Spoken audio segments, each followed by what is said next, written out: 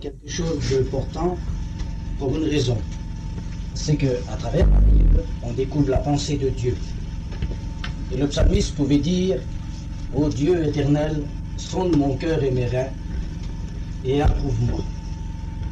C'est-à-dire qu'il avait connaissance que seul Dieu pouvait connaître réellement sa véritable pensée.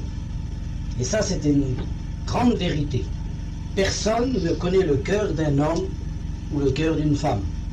Personne, ni l'homme ni la femme, connaît sa propre personnalité. La Bible nous montre qu'on a plusieurs visages. On a le visage de celui qu'on a dans son foyer, vis-à-vis de ses enfants, de sa femme.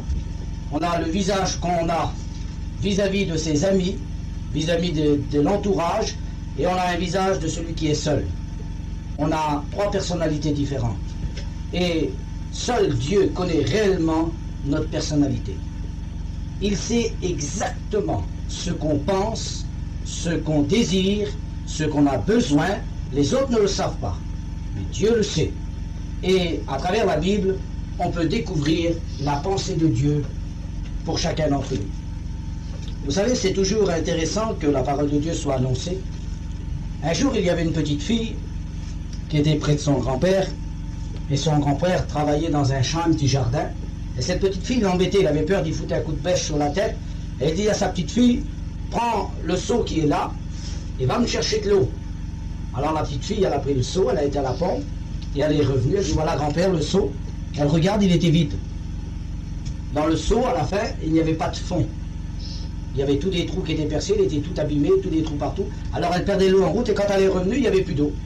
Et il l'a renvoyée, il dit retourne chercher de l'eau. Et pendant qu'elle faisait l'aller et le retour continuellement, lui pouvait travailler dans son jardin, et comme ça, il ne risquait pas de lui faire du mal. Et au bout d'un petit moment, la petite fille a dit grand-père, mais ça ne sert à rien de mettre de l'eau, puisqu'il s'en va par les trous. Et le grand-père lui a répondu c'est vrai, le seau ne retient pas l'eau, mais tu as vu comment il était sale au début, et regarde maintenant comment il est propre à l'intérieur. Ça, c'est le pouvoir de la parole de Dieu. Peut-être que vous ne la retenez pas. Depuis le temps que vous l'écoutez parler, depuis le temps que vous écoutez les messages de Dieu, ça rentre dans une oreille, ça passe par l'autre, on ne le retient pas, on n'arrive pas à saisir le message de Dieu, on n'arrive pas à comprendre ce que Dieu attend de nous, mais ce qui est important, plus vous entendez, plus cela peut nettoyer votre cœur. La parole de Dieu est celle qui peut vous sauver ce soir. Je voudrais vous parler de quelques hommes à travers la Bible. Il y a 3 hommes qui ont parlé différemment.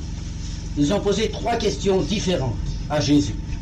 3 questions différentes les unes des autres, mais qui malgré cela est toujours sur le même sujet. Et c'est des personnes différentes, d'une société différente, qui ne se connaissaient pas et qui n'avaient rien à voir les uns envers les autres, et qui tous 3 étaient préoccupés par la même question, le même sujet. Et cela nous montre que chaque individu, qu'il appartienne à quelque catégorie de société, qu'il soit de n'importe quel pays, ils ont tous la même pensée sur le même sujet. Et je voudrais vous lire un texte dans la parole de Dieu pour vous montrer quels sont ces sujets. Il y a dans l'évangile de Luc au chapitre 13 et au verset 22, voilà ce qu'il est dit. Jésus traversait les villes et les villages, enseignant et faisant route vers Jérusalem. Quelqu'un lui dit, Seigneur, n'y a-t-il que peu de gens qui soient sauvés? Et il leur répondit, efforcez-vous d'entrer par la porte étroite, car je vous le dis, beaucoup chercheront à entrer et ne le pourront pas. Quand le maître de la maison se sera levé et aura fermé la porte, et que vous, étant dehors, vous commencerez à frapper à la porte en disant, Seigneur, Seigneur, ouvre-nous. Il vous répondra, je ne sais d'où vous êtes. Alors vous vous mettrez à dire, nous avons mangé et bu devant toi, et tu as enseigné dans les rues. Et il répondra, je vous le dis, je ne sais d'où vous êtes. Retirez-vous de moi, vous tous ouvriers d'iniquité. C'est là qu'il y aura des pleurs et des grincements de dents. Quand vous verrez Abraham, Isaac, Jacob et tous les prophètes dans le royaume de Dieu, et que vous serez jetés dehors, il en viendra de l'Orient, de l'Occident, du Nord et du Midi, et ils se mettront à table dans le royaume de Dieu. C'est pas une lecture merveilleuse? Cela nous montre qu'il y a déjà premièrement 2 catégories de personnes. Il y a ceux qui seront invités dans le royaume de Dieu, au grand festin de Dieu, avec Abraham, Isaac, Jacob et les élus de Dieu. Et il y a un autre groupe de personnes qui, ceux-là, auront refusé l'invitation, ceux-là seront jetés dehors, dit Jésus, dans le feu qui ne s'éteint point. Ils seront jetés loin de la présence de Dieu. Ça ne sera pas de la faute de Jésus, ça sera de la faute de ceux qui auront refusé l'invitation. Donc il y a deux catégories de personnes. Il y a l'homme ou la femme qui reçoit l'invitation et qui s'empresse de l'accepter. Je veux dire, je reçois une invitation de la part de Dieu, alors je l'accepte. Et qui plus tard, avec cette invitation, lorsqu'il se présentera dans le ciel et devant Dieu, il pourra montrer sa carte de passage. Et alors Dieu lui dira, entre dans la joie de ton maître. Et il rentrera, il se mettra assis à la grande table, au grand festin de l'agneau. Mais avant d'arriver dans le ciel, on est sur la terre. Vous êtes d'accord? Nous sommes là ce soir, nous ne sommes pas encore dans le ciel. Malgré que ça n'empêche pas que ça se passera un jour. Qu'on prenne des raisonnements ou qu'on ne les prenne pas, ces choses arriveront. Qu'on dise ça n'arrivera pas, la mort arrive, tôt ou tard. Tard, c'est le mieux possible, mais elle arrive. Quelles que soient les années, elle arrive. Alors, pendant que nous sommes sur cette terre, les hommes ont pensé, ils ont réfléchi, ils ont agi. Et 3 hommes ont posé une question. Il y a, premièrement, cet homme que je vous ai lu. Il est dit que quelqu'un lui dit, c'est-à-dire un homme quelconque. Il n'est pas dit sa situation, ça importe peu. Ce qui compte, c'est que dans son cœur, il voulait une réponse à sa question. Et je voudrais vous dire un autre homme aussi, qui a posé une question. Et après, on verra le résultat de ces questions. Il y a dans l'évangile de Marc, au chapitre 10 et au verset 17, un homme. Et celui-là, on connaît sa situation. La Bible nous dit que c'est un homme riche et qu'il possède de grands biens. Il lui manque rien. Il a serviteurs, troupeaux, maison, un bon compte en banque, tout ce qu'il lui faut. Il peut vivre des années sans rien manger. Parce que lorsque la Bible dit que quelqu'un est riche, c'est pas simplement quelques millions ou que quelques dizaines de millions. Lorsqu'on s'aperçoit qu'il est dit qu'un homme est riche, on disait de Salomon, il était riche. Salomon possédait plus de 2000 chevaux. Il avait des milliers de bétail. Il avait 1000 femmes tous les jours à nourrir. Et de nombreux serviteurs. Il avait des mines d'or et d'argent et de diamants. Et la Bible dit, il est riche. Voyez, nous on appelle riche quelqu'un qui possède simplement quelques millions. Mais ce n'est pas ça la richesse dans la Bible. Dans la Bible, lorsque la Bible dit de quelqu'un il est riche, c'est qu'il possédait de nombreux troupeaux, de nombreux serviteurs, et il possédait de nombreuses maisons. Et c'est le cas de cet homme. La Bible nous dit qu'un homme riche est venu un jour vers Jésus. Et il a posé une question. Et pourtant, il avait tout ce qu'il fallait sur la terre. Rien qui ne le préoccupait. Il n'était pas malade. La Bible ne dit pas qu'il était malade. Il n'était pas malade. Il ne manquait pas d'argent. Il ne manquait pas de serviteurs. Il ne manquait pas de maison, ni de biens, ni de rapports. Tous les ans, il pouvait calculer, je mets tant de côté. Il ne lui manquait rien. Et pourtant, malgré tout ce qu'il possédait sur cette terre, malgré tout ce qu'il avait, une question hantait son cœur. Savez-vous pourquoi? La Bible nous dit que Dieu a mis dans le cœur de l'homme ou de la femme, la pensée de l'éternité. Et qu'on doit réfléchir et réaliser sur cette terre où on devra passer l'éternité. Et c'était le cas de cet homme. Et voilà ce qu'il dit. Quand Jésus se mettait en chemin, un homme accourut et se jetant à genoux devant lui. « Bon maître, lui demanda-t-il, que dois-je faire pour hériter la vie éternelle ?» Jésus lui dit, « Pourquoi m'appelles-tu bon? Il n'y a de bon que Dieu seul. Tu connais les commandements. » Voyez, voilà la question de cet homme. Il va venir vers Jésus malgré tout ce qu'il a, ça hante son cœur, et il sait qu'il existe après la mort une autre vie. Personne ne lui en a parlé peut-être, mais dans le fond de son cœur, cette voix qui lui rappelle qu'après la mort il y a autre chose, qu'après la mort il y a l'éternité, cette voix qu'il écoute dans son cœur lorsqu'il dort, lorsqu'il réfléchit, lorsqu'il est dans les moments de tristesse, ou lorsqu'il est tout seul, et qu'il réfléchit à ça, où vais-je aller quand je quitterai cette terre? Alors il veut trouver une réponse, une solution, et il cherche à droite, à gauche, partout. Et il se dit, voilà, ça y est, j'ai trouvé. Il y a certainement quelque chose à faire pour hériter la vie éternelle, parce que rien sur cette terre ne se donne sans faire. On ne peut pas obtenir de bien sans travailler. Alors il se dit, c'est exactement la même chose. Et il va trouver Jésus. Et lorsqu'il arrive vers Jésus, il lui dit, maître, que dois-je faire pour hériter la vie éternelle? Il y a des gens qui sont comme ça. Ils pensent que pour être sauvés, ils doivent faire quelque chose. Ils pensent que pour hériter la vie éternelle, ils doivent travailler, ou donner, ou apporter quelque chose. Ils pensent que le salut s'obtient à force de neuvaine, ou à force de prière, ou à force de consécration, ou à force de suivre une religion. Ils pensent qu'on peut être sauvé parce qu'on est gentil. Ils pensent qu'on peut être sauvé parce qu'on est meilleur que les autres. Ils pensent qu'on peut avoir le salut parce qu'on fait, comme la Bible dit. Non, ce n'est pas ça le salut. Cet homme voulait une réponse. Que faut-il faire pour être sauvé? Que faut-il faire? Eh bien mes amis, si vous vous posez cette question ce soir, et si peut-être vous dites dans votre cœur, qu'est-ce qu'il faut que je fasse maintenant que j'ai écouté la parole de Dieu? qu'ai-je à faire pour être sauvé? Est-ce qu'il faut que je fasse quelque chose? Vous n'avez rien à faire. La Bible nous dit qu'il y a 2000 ans de cela, un homme a accompli sur le bois de la croix le salut de tous les hommes. Et lorsqu'il est mort sur cette croix clouée, il a pu dire une parole qui était nécessaire pour les hommes d'aujourd'hui. Tout est accompli. Tout était accompli. Le salut de l'humanité, ton salut. Tu n'as rien à faire, tu ne peux rien faire, tu n'as rien à donner, tu ne peux rien donner. Que peux-tu donner à Jésus? Que ta misère, ton péché, tes fautes, que peux-tu lui apporter quelque chose de bon? Ton argent, la terre lui appartient. Il n'a besoin de rien. Ce que simplement tu peux faire, c'est reconnaître qu'il est ton sauveur. Et cet homme a posé cette question. Mais que dois-je faire pour hériter la vie éternelle? Voilà un homme qui pensait pouvoir obtenir son salut par ses propres moyens. Obtenir son salut par sa propre connaissance, par sa propre force. Être sauvé par son intelligence, par son travail, par ses biens. Il y a des gens qui sont comme ça. Il y a des gens qui pensent être sauvés parce qu'ils possèdent une religion. Il y a des gens qui pensent qu'ils peuvent être sauvés en faisant quelque chose. La Bible nous dit que nous sommes sauvés par grâce, par le moyen de la foi. Et que cela ne vient pas de nous, mais c'est un don gratuit de Dieu. C'est cela. Peut-être vous vous êtes posé cette question. Alors la réponse est, venez au Seigneur Jésus. Jésus a dit, venez à moi, vous tous qui êtes fatigués et chargés, et je vous donnerai du repos. Il est celui qui apporte la véritable réponse, celui qui apporte la véritable joie, la véritable paix. Et cet homme, malgré toute sa fortune, tous ses biens sur cette terre, ce qui lui manquait, c'était l'assurance de son salut. Ce qui lui manquait, c'était de savoir où il passerait l'éternité. Savez-vous où vous allez passer l'éternité? Savez-vous si vous êtes sauvé ou pas? Avez-vous cette réponse dans votre cœur?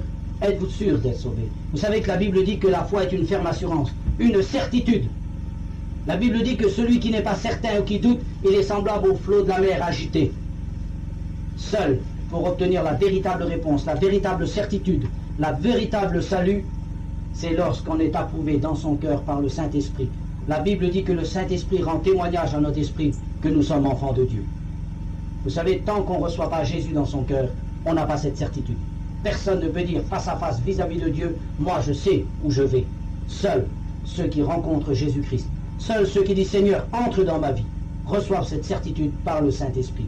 C'était la question de cet homme. Un autre homme a posé une autre question. C'est l'histoire que je vous ai lue. Lui, c'était pas qu'il voulait travailler ou faire quelque chose pour obtenir son salut. Lui, c'était pas qu'il pensait donner ou faire ou avoir une religion ou obtenir le salut par ses propres moyens. Ce n'était pas là sa question à lui. Pourtant, une question l'hantait aussi. Il pensait toujours au salut. Il savait qu'il existait une autre vie. Il était dans la même position, dans le même cas. Sauf que la Bible ne dit pas qu'il était riche. La Bible ne dit pas qu'il était pauvre. La Bible ne dit pas que c'était un homme de la haute société, ni de la basse classe. La Bible ne dit pas que c'était un noir ou un blanc. La Bible dit que c'était quelqu'un. Quelqu'un, ça veut dire n'importe qui. Un homme du peuple. Un homme sans importance ou avec importance. Un homme qui avait aussi cette question dans son cœur. Comment atteindre le royaume des cieux? Comment être sauvé? Où passer l'éternité? Voilà, tout ça le hantait nuit et jour. Et il cherchait la réponse. Alors il est venu vers Jésus. Et il lui a posé cette question que je vous ai lue. Cette question qui est importante. Et pour lui, il va dire, Seigneur, c'est quelques paroles. Quelqu'un lui dit, Seigneur, n'y a-t-il de peu de gens qui soient sauvés? Et il répondait, efforcez-vous d'entrer par la porte étroite. Lui, il aurait bien voulu être sauvé. Lui, il aurait bien voulu entrer dans le royaume des cieux. Lui, il aurait bien voulu passer l'éternité avec Dieu. Mais ses yeux regardaient la société, la masse, l'individu. Et il vient vers Jésus, il va dire, Seigneur, est-ce qu'il y aura beaucoup de gens sauvés? Il y a des gens qui se posent cette question-là. Est-ce qu'il y en aura beaucoup dans le ciel? Est-ce que ma famille sera dans le ciel? Est-ce que mes amis seront dans le ciel? Est-ce que mes enfants seront dans le ciel? Est-ce que mes parents seront dans le ciel? Beaucoup posent cette question, est-ce qu'il y en aura beaucoup là-haut? Ou est-ce que je serai tout seul? Il y a des gens qui disent, moi, plus faut être tout seul avec Dieu, je préfère avec tout le monde en enfer. C'est la question que les gens posent. C'est pourtant la réalité de la Bible. Cet homme s'est posé cette question. Et il va dire à Jésus lui-même, est-ce qu'il y aura beaucoup de monde là-haut? Parce que tu sais, s'il n'y a pas beaucoup de monde, moi je ne vais pas. Hein. Si la majorité des terriens n'y vont pas, alors c'est pas la peine que je m'engage. Vous savez, parce qu'en principe, les gens sont comme des moutons. Et vous pouvez analyser la vie de chaque jour, vous verrez. Quand vous verrez quelqu'un courir, s'il y a 50 voitures, si vous voyez un homme courir d'un seul coup qui court, tout le monde court sans savoir ce qu'il y a. Tout le monde court parce qu'on dit qu'il y a eu quelque chose. Si vous voyez n'importe quoi, tout le monde fait exactement la même chose. Si vous tombez dans des pays extrêmes, tout le monde arrive dans le même coin. C'est la masse qui l'emporte sur l'individu. Un homme seul, face au danger, il a peur, il hésite. Mais si vous êtes 10 hommes ensemble, ou 20, ou 30, ou 40, qui que ce soit devant vous, on fonce. La masse l'emporte sur l'individu seul. Et cet homme était influencé par son entourage, influencé par les gens qui l'entouraient. Et en analysant les gens, il se dit, mais ceux-là, ils vont pas tous aller en enfer quand même. Et ceux-là, ils sont pas tous perdus quand même. Et ceux-là que je vois vivre là. Et puis ceux-là, regarde celui-là comment il vit, regarde celui-là, regarde celui-là. Moi, je suis pas plus mal qu'eux, pas plus méchant, je suis même plus gentil. Alors, où qu'ils vont aller ceux-là? Et il se posait cette question. Et il voulait la réponse. Et combien de gens sont comme cela? Ils veulent suivre ce que les autres font, suivre la masse de personnes. Et vous savez ce qu'a répondu Jésus? Il a dit à cet homme, efforce-toi d'entrer par la porte étroite. Beaucoup chercheront, mais très peu la trouveront. Beaucoup seront appelés, et il y aura très peu d'élus. Jésus ne va pas lui dire, tu sais, dans le ciel, il y aura des milliers de personnes, tu peux venir, engage-toi, parce que sur la terre, tout le monde va venir. Non. Au contraire, il va lui dire, il y en aura très peu qui viendront. Beaucoup vont rejeter, beaucoup vont refuser, beaucoup rejetteront la parole, beaucoup rejetteront mes préceptes. Mais celui qui s'engagera, ou celui qui suivra ma voie, celui qui écoutera mon appel, alors celui-là entrera dans le ciel. C'était là sa question, cet homme. Pour s'engager avec Jésus, il voulait savoir si beaucoup allaient s'engager avec lui. Et il y a des gens qui sont comme ça. Ils regardent ce que les autres font avant de prendre une décision personnellement. Ils regardent leur entourage, leur famille, leurs voisins, leurs amis avant de prendre une décision. Et lui, avant de prendre une décision pour suivre Jésus, il voulait savoir si les autres allaient s'engager. Et vous savez ce que nous dit la Bible? Que le salut est personnel. Que chacun rendra compte à Dieu pour lui-même. Que nous ne pouvons pas ni sauver notre femme, et que la femme ne peut pas sauver son mari. Que personne ne peut agir sur l'individu. Que c'est chacun pour soi devant Dieu. Et c'était là la question de cet homme. Est-ce qu'il y aura beaucoup de gens? Peut-être vous vous êtes posé cette question aussi, vous, un jour. La majorité, ils ne vont pas au Seigneur. Beaucoup n'acceptent pas Dieu. C'est simplement une minorité, quelques-uns simplement. Ce sont peut-être des fous, ce sont peut-être des illuminés. Pourtant, on a toujours vécu, les vieux dans le temps, ils ont toujours vécu. Et jamais personne ne s'est engagé avec Dieu, personne n'a pris ses responsabilités. Et pourtant, la Bible nous dit que c'est chacun pour soi. Donc ce soir, vous avez à prendre votre responsabilité. Si jusqu'à maintenant vous avez regardé sur votre entourage, si jusqu'à maintenant vous avez regardé aux autres, ce soir prenez une décision pour le Seigneur. Faites comme cet homme. Ne pensez pas que vous avez quelque chose à faire, mais croyez que Jésus a tout fait pour vous, qu'il a tout accompli à la croix du Calvaire. Faites comme ce deuxième homme. Ne vous occupez pas des gens qui vous entourent, ni de la famille, ni de la masse, ni de la société, mais prenez votre responsabilité seul. C'est seul que vous comparaîtrez devant Dieu. C'est seul que vous avez besoin de Dieu. Quand vous commettez un péché, c'est vous qui le faites, c'est pas les autres. Quand vous dites quelque chose qu'il ne faut pas, c'est vous qui le dites, c'est pas les autres. C'est personnellement chacun pour soi devant le Seigneur. Vous savez, il y a ce proverbe qui dit chacun pour soi et Dieu pour tous. C'est vrai. Devant Dieu, on est responsable de ses actes. Et c'est ce que cet homme a fait. Un autre homme a venu trouver Jésus un jour. Et ces hommes aussi avaient une question. Et ils vont poser cette question à Jésus, vous le lirez dans l'évangile de Jean, au chapitre 6, au verset 67. Jésus donc dit aux 12, « Et vous, ne voulez-vous pas aussi vous en aller ?» Simon-Pierre lui répondit, « Seigneur, à qui irions-nous? Tu as les paroles de la vie éternelle. Et nous, nous avons cru et nous avons connu que tu es le Christ, le Saint de Dieu. » Et Jésus va leur répondre, « N'est-ce pas moi qui vous ai choisi ?» Voyez, cet homme était tout près de Jésus. Et Jésus va donner le choix aux hommes. Il avait 70 disciples avec lui. Et il va leur dire, voilà, celui qui ne mange ma chair et qui boit mon sang ne peut pas vivre. Alors les gens sont là, ils sont étonnés. Comment, il faut manger le corps de Jésus? Il faut boire le sang de Jésus? Mais moi je ne peux pas manger de la chair humaine, ni boire du sang humain. Non, non, ça c'est trop dur ce qu'il nous dit. C'est trop difficile à accepter. Alors sur les 70 disciples qu'il avait choisis, tous s'en vont. Il reste simplement Pierre et les autres. Et Jésus se tourne vers eux et leur dit, vous voulez vous en aller aussi? Alors eux, ils regardent le maître, et Pierre prend la parole et va dire, Seigneur, mais à qui irions-nous, Seigneur? Tu as les paroles de la vie éternelle. Nous avons connu, nous avons cru que tu es le Saint de Dieu. Quelle réponse extraordinaire. Même que les autres délaissent Jésus, même que les autres se retirent de Jésus, eux, ils ont connu qu'il est le Christ, le Fils du Dieu vivant. Du moment qu'ils l'ont connu, ils prennent cette résolution et ils vont dire dans leur cœur, et ils vont dire à Jésus, Seigneur, à qui irions-nous? Tu as les paroles de la vie éternelle. Et vous savez, avant de dire ces paroles, certainement qu'ils ont analysé, parce que le juif était très pieux dans ce temps-là. Ils allaient au temple, ils écoutaient les sacrificateurs, les scribes, ils écoutaient la loi, Et ils ont cherché à travers les hommes, à travers la loi de Moïse, à travers la religion, à travers les préceptes de la vie, ce qui pourrait leur apporter la paix dans leur cœur, ce qui pourrait leur donner la certitude du salut, ce qui pourrait leur donner la joie, ce qui pourrait leur donner cette vie éternelle. Ils l'ont cherché à travers la religion juive, ils l'ont cherché à travers les sacrificateurs, à travers les ordonnances, à travers les hommes, à travers les plaisirs de la vie, et aucune réponse. Et là qu'un jour ils s'approchent tout près de Jésus. Jésus va leur dire des paroles qui sont presque incompréhensibles. Mais malgré cela, ils ressentent dans leur cœur que la véritable paix, que la véritable joie, que la véritable réponse quant à la mort, quant à la certitude de la vie, se trouve en Jésus.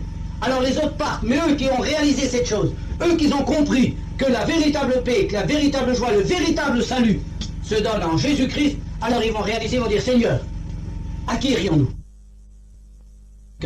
Ils ont trouvé en Jésus la certitude d'être dans le royaume des cieux. Qui es-tu ce soir? Es-tu peut-être comme cet homme qui veut faire quelque chose pour mériter ton salut? Ou peut-être es-tu comme ce deuxième homme qui s'occupe de la société, de la masse des gens qui t'environnent avant de prendre une décision? Ou alors peut-être ce soir es-tu comme Pierre? As-tu cherché jusqu'à maintenant, mais peut-être ce soir tu réalises combien le Seigneur t'aime, combien Jésus veut te sauver, combien il est le seul chemin qui conduit au Père, combien il est la seule vérité, combien il est le seul sacrifice qui donne la vie. Et lorsque Jésus va parler à cet homme et qui va lui dire « Beaucoup s'efforceront d'entrer, mais quand le Maître se sera levé et qu'il aura fermé la porte, alors nous dirons « Seigneur, nous avons entendu parler de toi, Seigneur, nous avons connu, tu as enseigné dans nos rues, tu as fait ceci, nous avons vu cela, Seigneur, nous savons, nous possédons une religion, Seigneur, nous avons ceci. » Et Jésus va leur dire, je ne vous connais pas, arrière de moi. Quel remords pour ces hommes, quel remords pour ces femmes, être si près, avoir entendu parler de Jésus, avoir entendu, vu des vies transformées, des malades guéris, des hommes transformés, des femmes transformées, avoir vu tout ça, avoir entendu la parole de Dieu, avoir compris que Jésus était le seul chemin, la seule vérité et la seule vie, et se retrouver rejetés loin en arrière, parce qu'un jour dans leur vie, ils n'ont pas voulu prendre une décision. Parce qu'un jour dans leur vie, ils n'ont pas voulu choisir qui suivre. Parce qu'un jour dans leur vie, ils ont dit la parole de Dieu, c'est beau. Ils l'ont dit certainement, c'est joli, c'est bon à entendre, ça fait du bien, c'est intéressant, mais quant à moi, je ne veux pas prendre de position. Quant à moi, je suis bien comme je suis. Ils ont réalisé cela, et à cause de cela, la porte a été fermée devant eux. Mais heureux celui qui est comme Pierre. Heureux celui qui a cru sans avoir vu, a dit Jésus. Heureux celui qui est comme Pierre, qui peut dire ce soir ces paroles. Seigneur, maintenant je ne sais plus où aller. Je ne sais plus à qui me vouer. Seigneur, je réalise maintenant que le seul chemin, c'est toi. Alors maintenant, Seigneur, je veux te recevoir dans mon cœur. Vous savez que vous avez besoin de Jésus ce soir? Vous avez besoin du Seigneur dans votre cœur? Vous pouvez avoir des biens considérables, c'est vrai. Vous pouvez être gentil, c'est vrai. Vous pouvez avoir votre religion, c'est vrai. Mais cela n'empêche pas que vous avez besoin de Jésus. Il est le remède à tous les maux. Il est le soutien de tous ceux qui sont affligés. Il est le docteur de ceux qui sont malades. Il est l'avocat de ceux qui ont péché. Il est le sauveur des perdus. Et ce soir, vous avez besoin de Jésus. La Bible nous dit que tous les hommes sont pécheurs et privés de la gloire de Dieu, mais que le sang de Jésus-Christ nous purifie de tout péché. Vous savez, il a souffert sur la croix du Calvaire. La Bible nous dit qu'il s'est tordu comme un ver de douleur. La Bible nous dit qu'ils lui ont arraché la barbe. Jésus avait les boucs, il avait la barbe. Et quand ils sont venus près de lui, ils lui ont arraché. Le sang ruisselait. La Bible nous dit qu'ils l'ont fouetté de coups de fouet jusqu'à ce que ça lui rentre dans ses entrailles. La Bible nous dit qu'ils lui ont versé dessus du vinaigre et que cela le faisait souffrir sur cette croix. Ses mains percées, son côté percé, ses pieds percés, cette couronne qui lui rentrait dans la tête, ce poids de cet homme tiré sur ses clous, sur ses mains, sentir la misère, le fardeau du péché des hommes.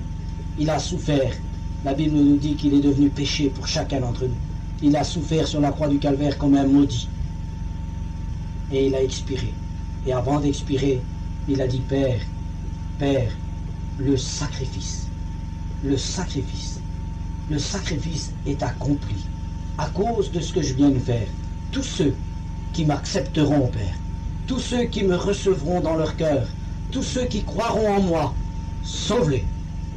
Donne-leur la vie éternelle. Donne-leur. Et vous savez la parole de Jésus. Dieu l'exécute. La Bible nous dit que tous ceux qui sont en Jésus-Christ, aucune condamnation n'est sur eux et que nous sommes purifiés à travers Jésus. Vous avez besoin du Seigneur ce soir. Vous avez besoin du Seigneur, peut-être pas pour améliorer votre vie parce que vous êtes gentil, vous êtes bien, et vous êtes bien portant. Mais vous avez besoin de lui pour être sauvé. Et par le sacrifice de Jésus, vous pouvez être sauvé ce soir. Voulez-vous être sauvé? Voulez-vous ce soir prendre une décision? Si jusqu'à maintenant vous ne l'avez pas pris, placez-vous devant le Seigneur et dites, Seigneur, j'ai besoin de toi ce soir. Ne faites pas comme cet homme riche, de dire j'y arriverai par mes propres moyens.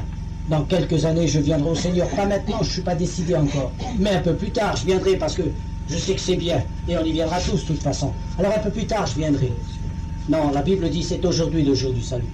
Ne faites pas comme cet autre homme qui regarde autour de lui, qui dit ben, les principaux n'y vont pas, beaucoup n'y vont pas, ben moi j'irai quand celui-là ira. Ou quand celui-là sera touché, moi j'irai aussi. J'attends que celui-là y va pour moi y aller. Non, c'est personnellement que vous devez prendre votre responsabilité. Faites comme Pierre. Dites Seigneur, je n'ai personne à qui aller qu'à toi. Alors je viens ce soir, Seigneur. Et tu recevras ce soir la vie éternelle en Jésus-Christ. Amen. Et je voudrais terminer cette lecture pour que réaliser réellement l'importance du choix que vous avez à faire ce soir. Il est dit, quelqu'un lui dit, Seigneur, n'y a-t-il que de peu de gens qui soient sauvés? Écoutez bien la réponse de Jésus. Écoutez-la. Il leur répondit, efforcez-vous d'entrer par la porte étroite. Voyez, il dit, faites un petit effort. Un petit effort à faire. Prenez une petite décision. Il faut que vous fassiez quelque chose. Une décision, prenez un petit effort. C'est dur. Forcez un petit peu. Réalisez, expérimentez la vie. Efforcez-vous d'entrer par la porte étroite. Car je vous le dis, beaucoup chercheront à entrer et ne le pourront pas. Vous savez, Jésus il a dit, étroite est la porte qui mène au royaume des cieux. Large est le chemin qui conduit à la perdition. Il dit très peu entrent par la petite porte qui mène au royaume des cieux, et beaucoup par celle qui mène à la perdition. Que ce soir vous puissiez entrer par la petite porte, que ce soir vous puissiez entrer avec votre cœur, de dire Seigneur, je m'engage dans le petit chemin. Ça sera peut-être difficile, mais je veux aller dans le royaume des cieux. Tant pis si la majorité s'en va loin de toi, moi je veux ce soir prendre une décision et m'engager vers toi. Et elle est dit, car je vous le dis, beaucoup chercheront à entrer et ne le pourront pas, quand le maître de la maison se sera levé et aura fermé la porte. Quand la porte de la grâce sera fermée, plus personne ne pourra être sauvé. Même qu'il soit bon, gentil, qu'il pleure, qu'il gémit, il ne pourra pas. Aujourd'hui, la porte est ouverte, l'évangile est prêché, alors profitez-en. Quand le maître de la maison se sera levé et aura fermé la porte et que vous, étant dehors, quelle misère, quel désastre, quelle chose affreuse. Avoir écouté parler de Dieu, avoir été dans des réunions, avoir compris le message de Dieu et se trouver derrière et voir la porte de la grâce se fermer et de ne pas être dans l'intérieur. Vous commencerez à frapper à la porte en disant « Seigneur, Seigneur, ouvre-nous » il vous répondra « Je ne sais d'où vous êtes ». Alors vous vous mettrez à dire « Quel remords » vous vous mettrez à dire, vous direz « Si j'avais su ». Si j'avais su lorsque j'ai écouté le message de Dieu, si j'avais réalisé, si je ne m'aurais pas occupé d'un tel, si je ne m'aurais pas occupé de celui-là, si je ne m'aurais pas occupé de mon commerce, si je ne m'aurais pas occupé de mes parents, de ma famille, si je ne m'aurais pas occupé de cela, maintenant je serais dans le royaume des cieux avec Jésus. À cause que je me suis occupé d'eux, me voilà dehors maintenant. Quel remords pour eux. Et ils diront, nous avons mangé et bu devant toi, et tu as enseigné dans nos rues. Et il répondra, je vous le dis, je ne sais d'où vous êtes. Retirez-vous de moi, car vous tous ouvriers d'iniquité. C'est là qu'il y aura des pleurs et des grincements de dents. Quand vous verrez Abraham, Isaac, Jacob et que tous les prophètes dans le royaume des cieux, et que vous serez jetés dehors, il en viendra de l'Orient, de l'Occident, du Nord et du Midi, et ils se mettront à table dans le royaume de Dieu. C'est ça le remords. La Bible nous apprend que le feu de la géhenne, c'est que quand ce pauvre homme, ce mauvais riche était jeté dedans, la Bible dit qu'il voyait le pauvre Lazare dans le sein d'Abraham, et que Lazare était consolé de tous les maux qu'il avait eu sur la terre, et que le mauvais riche souffrait, cruellement torturé par les flammes avec les démons, et qu'il était là cruellement persécuté, Alors il regardait vers le ciel et il voyait Abraham dans la félicité, dans la joie, dans le bonheur. Dieu était sa lumière. Il le voyait, lui il était là cruellement, il souffrait et continuellement il voyait le pauvre Lazare dans le sein d'Abraham. Et c'est ce que nous dit Jésus. Vous qui serez jetés dehors, vous qui n'aurez pas pris la décision de suivre Jésus, vous qui aurez refusé la grâce, vous qui arriverez trop tard à cause des qu'en dira-t-on, à cause de ce que les jurons pourront dire, et qu'ils diront, voilà maintenant. Et quand ça sera trop tard, et que vous verrez vos bien-aimés, ceux qui auront pris la dernière minute, la décision, ceux qui auront échappé, et vous les verrez dans le royaume des cieux, tout près de Dieu. Et alors là, vous direz, si j'avais su, quel remords pendant l'éternité, loin de Dieu. Prenez l'engagement. Engagez-vous près de Jésus. Vous savez, ne craignez pas de ce que vous aurez à manger, de quoi vous serez vêtus. Jésus a dit, recherchez premièrement le royaume des cieux et sa justice, et tout vous sera donné par-dessus. Le Seigneur est celui qui pourvoira à toutes choses. Ce qui compte premièrement, c'est d'être sauvé. Et ce soir, vous avez la possibilité d'être sauvé. Nous allons prier ensemble. Seigneur, tu bénis ta parole. Que ta parole, Seigneur, touche nos cœurs ce soir. Seigneur, que ces hommes, ces femmes qui sont là, qu'ils puissent prendre une décision ce soir. Seigneur, qu'ils puissent te recevoir dans leur vie. Seigneur, pousse-les par le Saint-Esprit. Seigneur, tu as dit que nous devons les contraindre, Seigneur, à entrer dans leur vie.